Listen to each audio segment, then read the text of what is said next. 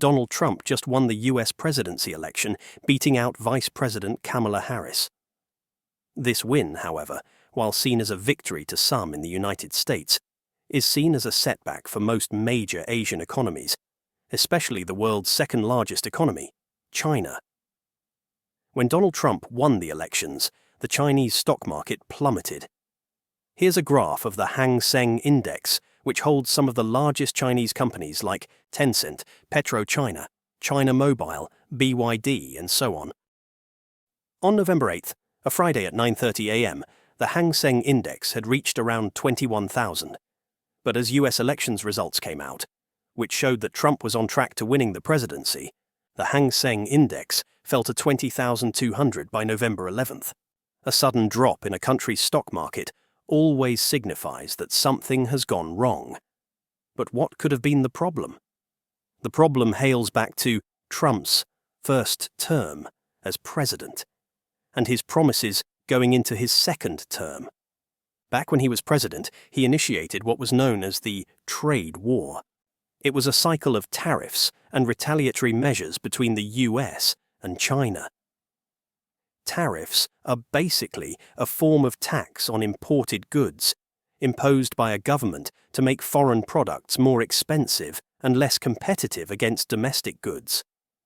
For instance, when the US buys goods from China like a Chinese-branded car or electronic products, it becomes more expensive because the US government or Donald Trump himself has imposed tariffs which raise the price of those goods when they reach American consumers. This then made Chinese products less appealing compared to locally made items. Here's a graph of how it played out with the trade between the US and China. You can see that from 2014 to 2018, China and US trade had been relatively stable. But a year after Trump became president around 2018, the trade war had started. Here's a dataset that we collected, published by the Peterson Institute for International Economics. As it clearly shows, from 2018 to the end of 2019, the average tariffs on China rose to over 26.6%. That is why, if you take a look at the previous graph, the trade between the two countries, they have fallen drastically. But it's not just the US tariffs on China that matters. It's also the retaliatory action made by China to the US. China had also imposed its own tariffs against the US. Here's a graph of what that looks like. In 2018, the average tariffs in China from all across the world was small at just 8%. But by the end of 2019, it rose to over 25.9% on US goods. But tariffs on the rest of the world had actually shrunk at 6.7%. These tariffs had negative setbacks to both countries and the rest of the world. In the third quarter of 2019, China's economic growth was reported to be its slowest pace in almost 3 decades. Here's a graph of China's annual GDP growth from 2000 to 2019. As clearly shown, a GDP growth of 6% was indeed the slowest in this time frame. Separately, another data from the same source, World Bank, shows how China's total export value of goods and services had actually contracted from $2.66 trillion in 2018 to just $2.63 trillion. Although it's a small fall. Now that we have a clear understanding of the first problem on why the Hang Seng Index fell, but the second problem is actually far worse. When Trump was campaigning for his second presidential election, he promised massive tariffs both on China and to several other countries across the world. He pledged that he will put a 60% tariff on all goods coming in from China and 20% tariffs on goods imported from all other countries. The effects will have a ripple effect on China's economy. This is much higher than the 7.5% to 25% levied on China during his first term as president. While there are still no projected studies in understanding how this will impact China's economy, we can already assume that it's going to harm China's economy. What's even worse is that China's economy isn't really at the best position right now for a trade war. China had a drastic slowdown in its property market. Here's a graph to showcase what that looks like, as published by the National Bureau of Statistics of China. Property sales by floor area had seen negative growth rates, and as of the latest data from January to September, it experienced a further decline of 17.1%. Then another data from the same source shows that property investment had continuously declined, with the latest data showing a further 10.1% decline. Finally, the funds raised by Chinese developers had also continued to drop, with the latest data showing a massive 20% drop. A separate research published by ANZ Research has said that by the end of 2024, China will accumulate over 2.9 billion square meters of floor area in unsold house inventory. The data includes finished apartments as well as homes under construction. To visualize just how big 2.9 billion square meters is, we can compare that to the entire size of London, which is just 1.57 billion square meters. A further challenge that makes China vulnerable is their continuous increase of debt.